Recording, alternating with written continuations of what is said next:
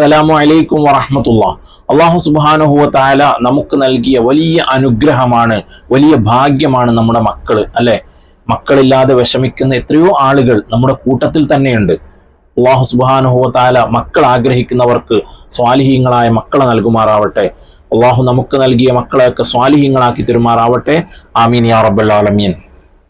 മക്കൾ എന്ന് പറയുന്നത് ഒരാള് മരണപ്പെട്ടു പോയാൽ അദ്ദേഹത്തിന്റെ ദുനിയാവുമായിട്ടുള്ള എല്ലാ ബന്ധവും മുറിഞ്ഞുപോയി എന്ന 3 കാര്യങ്ങൾ ഒഴികെ അതിൽപ്പെട്ട ഒന്നാണ് മക്കളുടെ ദുആ. മക്കളുടെ ദുആ എന്നും ആ മനുഷ്യന് ഖബറിലേക്ക് കിട്ടിക്കൊണ്ടിരിക്കുമെന്ന് ഹബീബായ റസൂലുള്ളാഹി സ്വല്ലല്ലാഹു അലൈഹി വസല്ലം തങ്ങൾ പഠിപ്പിക്കുന്നുണ്ട്. അപ്പൊ മക്കളെ നമ്മൾ വളർത്തുമ്പോൾ ഒരുപാട് കാര്യങ്ങൾ നമ്മൾ ശ്രദ്ധിക്കേണ്ടതുണ്ട്. ചില മാതാപിതാക്കള് അവർക്കൊരു സ്വഭാവമുണ്ട്, എൻ്റെ മക്കള് എന്നെ ഏത് സമയത്തും അനുസരിക്കണം, അതിന് വേണ്ട വഴി എന്താ? ഞാൻ അവരോട് എപ്പോഴും ദേഷ്യപ്പെടുക. ഏത് സമയത്തും ദേഷ്യപ്പെട്ടുകൊണ്ടിരുന്നാൽ ആ മക്കൾ എന്നും എന്നെ അനുസരിച്ചു കൊണ്ടിരിക്കും. ഇത് ശുദ്ധ അസംബന്ധമാണ്, മണ്ടത്തരമാണ്. മക്കളെ അങ്ങനെയല്ല വളർത്തേണ്ടത്. മക്കളെ സ്നേഹിക്കേണ്ട സ്ഥലത്ത് സ്നേഹിക്കണം, അവരോട് കൂട്ടുകൂടേണ്ട സമയത്ത് കൂട്ടുകൂടണം, വഴക്ക് പറയേണ്ട സമയത്ത് വഴക്ക് പറയണം, അടിക്കേണ്ട സമയത്ത് അടിക്കണം, അവരോട് കളിച്ച് രസിക്കേണ്ട സമയത്ത് കളിച്ച് രസിക്കണം, ഒക്കെ ചെയ്യണം. അങ്ങനെയാണ് മക്കളെ വളർത്തേണ്ടത്. അല്ലാതെ ഞാൻ പറയുന്നത് ഏത് സമയത്തും അനുസരിക്കണം എന്ന് വിചാരിച്ചിട്ട് ഞാനൊന്ന് ചിരിച്ചു പോയാൽ അല്ലെങ്കിൽ അവരെ കൂടെ ഒന്ന് കളിച്ചു പോയാൽ എൻ്റെ വില പോയി പോകും എന്ന് വിചാരിക്കുന്ന ആളുകൾ ഉണ്ടെങ്കിൽ ആ മാതാപിതാക്കൾക്ക് ഈ മക്കളിൽ നിന്നും ലഭിക്കുന്നത് അവസാനം റിസൾട്ട് മോശമായിരിക്കും. അതുകൊണ്ട് മക്കളെ എന്നും സ്നേഹിച്ചുകൊണ്ട് വളർത്തണം. എന്നാലോ അടിക്കേണ്ട സ്ഥലം വന്നാൽ അടിക്കുകയും വേണം, ശകാരിക്കേണ്ട സമയം വരുമ്പോൾ അവരോട് ദേഷ്യപ്പെടേണ്ട സമയം വരുമ്പോൾ ദേഷ്യപ്പെടണം, ഒക്കെ ചെയ്യണം. എന്നാൽ ഇവിടെ ഞാൻ പറയാൻ പോകുന്നത് ഒരു 7 സമയങ്ങളിൽ നിങ്ങൾ മക്കളോട് ദേഷ്യപ്പെടാൻ പാടില്ല. ഏതാണ് ആ സമയങ്ങൾ? കൂടുതൽ പറയാതെ ഓരോന്നായിട്ട് ഞാൻ പറയുകയാണ്. ഒന്നാമതായിട്ട്, ഉറങ്ങി എഴുന്നേൽക്കുന്ന സമയത്ത് നിങ്ങൾ മക്കളോട് ദേഷ്യപ്പെടാൻ പാടില്ല. ഉറങ്ങി എഴുന്നേൽക്കുന്ന സമയത്ത് മക്കളോട് ദേഷ്യപ്പെടാൻ പാടില്ല. എന്നാൽ ഇന്ന് അങ്ങനെയാണോ? നമ്മൾ മക്കളെ വിളിക്കുന്നത് തന്നെ വേഗം എഴുന്നേൽക്ക്, എത്ര സമയമായിന്നറിയോ, എഴുന്നേറ്റില്ലെങ്കിൽ ഇപ്പൊ ഞാൻ വെള്ളം ഒഴിക്കും, അല്ലെങ്കിൽ അടി കിട്ടും, ഇങ്ങനെ പലതും പറഞ്ഞിട്ടാണ് മക്കളെ വിളിക്കുന്നത്. മക്കളല്ലേ, എഴുന്നേൽക്കാൻ മടിയുണ്ടാകും. നമ്മൾ കൂടെ കൂട്ടിയിട്ടാണ് മക്കളെ എഴുന്നേൽപ്പിക്കേണ്ടത്. ഇത് പറയുമ്പോൾ ചില ഉമ്മപങ്ങന്മാരെങ്കിലും പറയുന്നുണ്ടാകും, അല്ല തങ്ങളെ, നിങ്ങൾക്ക് അവിടെ ഇരുന്ന് പറഞ്ഞാൽ മതി, മക്കളെ എഴുന്നേൽപ്പിക്കുന്ന ബുദ്ധിമുട്ട് ഞങ്ങൾക്കല്ലേ അറിയൂന്ന്. എന്നാൽ അങ്ങനെ ഒരിക്കലും ചെയ്യരുത്, നമ്മൾ ദേഷ്യപ്പെടരുത്. രണ്ടാമത്തത്, മക്കൾ മദ്രസയിലേക്ക് പോകുന്ന സമയത്ത് അല്ലെങ്കിൽ സ്കൂളിലേക്ക് പോകുന്ന സമയത്ത് നമ്മൾ ഒരിക്കലും വഴക്ക് പറയാൻ പാടില്ല, ദേഷ്യപ്പെടാൻ പാടില്ല. എന്നാൽ ഇന്ന് മിക്ക വീടുകളിലും ആ ഒരു സമയത്താണ് മക്കളെ നമ്മൾ വഴക്ക് പറയുന്നത്. കാരണം സമയം വൈകിയിട്ടുണ്ടാകും, സ്കൂളിന്റെ ബസ് വന്നിട്ട് ഓർണടിക്കുന്നുണ്ടാകും. ആ സമയത്ത് ഇവിടുന്ന് ഉമ്മ പങ്ങന്മാര് മക്കളോട് ദേഷ്യപ്പെടുകയാണ്. ഇതുവരെ എന്തെടുക്കുകയായിരുന്നു, ഇപ്പൊ ബസ് കാണുമ്പോഴാണ് നിനക്കൊരു തിരക്ക് കൂടിയത്, എല്ലാവരും പോയി കഴിഞ്ഞില്ലേ, പലതും പറഞ്ഞുകൊണ്ട് ഈ മക്കളോട് ദേഷ്യപ്പെടുന്നുണ്ടാകും. ഒരിക്കലും ചെയ്യാൻ പാടില്ല. ഇനി മൂന്നാമത്തത്, പബ്ലിക്കായ സ്ഥലത്ത് വെച്ച്, അതായത് 4 ആളുകളുടെ മുന്നിൽ വെച്ച് മക്കളെ ഒരിക്കലും വഴക്ക് പറയാൻ പാടില്ല. ഇത് ഞാൻ നേരത്തെ പറഞ്ഞ പോലെ ചില ആളുകൾക്കൊരു സ്വഭാവമുണ്ട്, എൻ്റെ മക്കള് എന്നെ ഭയങ്കര പേടിയാണ് എന്ന് മറ്റുള്ള ആളുകൾക്ക് അറിയിക്കാൻ വേണ്ടി ആളുകളുടെ കൂട്ടത്തിൽ വെച്ച് തന്നെ മക്കളെ വഴക്ക് പറയുന്ന മാതാപിതാക്കളുണ്ട്. ഒരിക്കലും ചെയ്യാൻ പാടില്ല, ഒരിക്കലും ചെയ്യാൻ പാടില്ല. അവിടെ നമ്മളെ ഒന്ന് ചിന്തിച്ചു നോക്ക്. അതായത് നമ്മളോട് സ്നേഹമുള്ള ഒരാള് 4 ആളുകളുടെ മുമ്പിൽ നമ്മളെ ഒന്ന് ഇൻസൾട്ട് ആക്കിയാൽ, നമ്മളെ ഒന്ന് ചീത്ത പറഞ്ഞാൽ നമുക്ക് എത്രത്തോളം വേദന ഉണ്ടാകും. നമ്മുടെ ചിന്ത പല ഭാഗങ്ങളിലേക്കും പോകും. അതുപോലെ തന്നെ നമുക്ക് ചിന്തിക്കാനുള്ള കഴിവുള്ളത് കൊണ്ട് തന്നെ, അപ്പോ ഈ ചിന്തിക്കാനൊന്നും കഴിവില്ലാത്ത, പക്വതയെത്താത്ത കുട്ടികളെ നമ്മൾ ചീത്ത പറഞ്ഞാലോ അവർക്ക് അത് വല്ലാതെ വിഷമമുണ്ടാക്കും.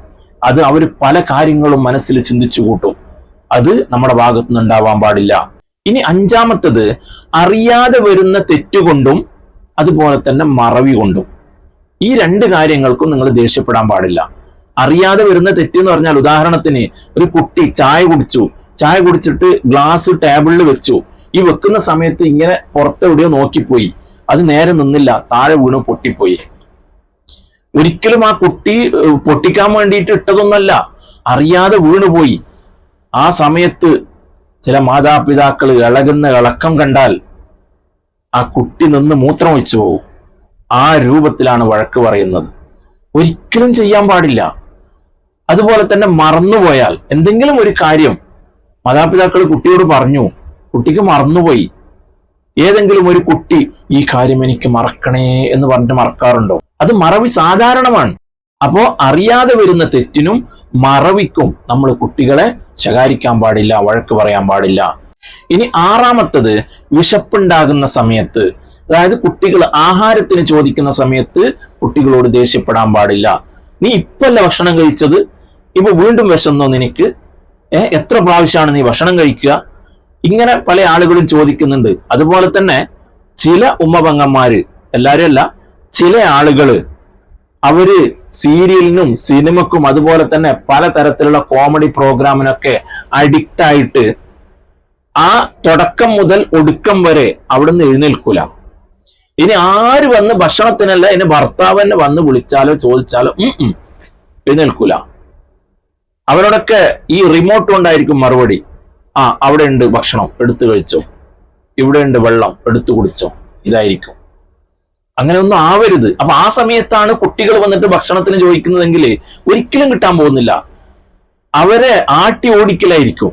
ഇങ്ങനൊന്നും ചെയ്യാൻ പാടില്ല. കുട്ടികൾ ഭക്ഷണത്തിന് ചോദിക്കുന്ന സമയത്ത് കുട്ടികൾക്ക് ഭക്ഷണം കൊടുക്കണം. നമ്മൾ ദേഷ്യപ്പെടാൻ പാടില്ല. ഇനി ഏഴാമത്തത്, ഉറങ്ങാൻ കിടക്കുന്ന സമയത്ത് കുട്ടികളോട് ദേഷ്യപ്പെടാൻ പാടില്ല. ചിലപ്പോൾ നമ്മൾ കുട്ടികളെ ഉറക്കാൻ വേണ്ടി കിടത്തിയിട്ട് വല്ല കാര്യത്തിനും എഴുന്നേറ്റ് പോയതായിരിക്കും. വരുമ്പോഴത്തേനും കുട്ടികൾ ഉറങ്ങിയിട്ടുണ്ടാവില്ല. ആ സമയത്ത് നമ്മൾ ദേഷ്യപ്പെടും. എത്ര സമയമായി ഉറങ്ങാൻ കിടത്തിയിട്ട്? അവിടെ മൊബൈൽ നോക്കി കിടക്കുകയാണ്, അല്ലെങ്കിൽ സംസാരിച്ചുകൊണ്ടിരിക്കുകയാണ്. സമയം എത്രയായി എന്നറിയോ? രാവിലെ എഴുന്നേൽക്കണ്ടേ, മദ്രസയിൽ പോകണ്ടേ? ഇങ്ങനെ പലതും പറഞ്ഞുകൊണ്ട് മക്കളോട് ദേഷ്യപ്പെടുന്ന മാതാപിതാക്കൾ ഉണ്ടെങ്കിൽ ഒരിക്കലും ചെയ്യാൻ പാടില്ല.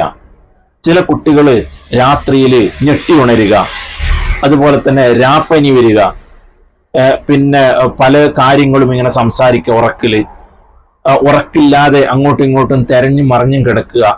ഇങ്ങനെ പല കാര്യങ്ങളും ഇതുപോലെയുള്ള കാര്യങ്ങളിൽ വരുന്നുണ്ട് എന്ന് പല പഠിച്ച ആളുകളും പറയുന്നത് ഞാൻ കേട്ടിട്ടുണ്ട്. അതുകൊണ്ട് മക്കളോട് നമ്മൾ ദേഷ്യപ്പെടുമ്പോൾ പ്രത്യേകിച്ച് ഈ സമയങ്ങളിൽ ദേഷ്യപ്പെടാതിരിക്കാൻ വേണ്ടി ശ്രമിക്കുക. അല്ലാഹു സുബ്ഹാനഹു വ തആല തൗഫീഖ് നൽകുമാറാവട്ടെ. നമ്മുടെ മക്കളൊക്കെ അല്ലാഹു തആല സാലിഹ്യങ്ങളിൽ ഉൾപ്പെടുത്തി തരുമാറാവട്ടെ. മാതാപിതാക്കൾക്ക് ദുനിയാവിലും ആഖിറത്തിലും ഉപകരിക്കുന്ന മക്കളാക്കി തരുമാറാവട്ടെ. കൂട്ടത്തിൽ നമ്മയും അല്ലാഹു തആല നന്നാക്കി തരുമാറാവട്ടെ. ആമീൻ യാ റബ്ബൽ ആലമീൻ. എല്ലാ ആളുകളോടും ദുആ കൊണ്ട് വസിയത്ത് ചെയ്യാണ്. അസ്സലാമു അലൈക്കും വറഹ്മത്തുള്ളാഹി.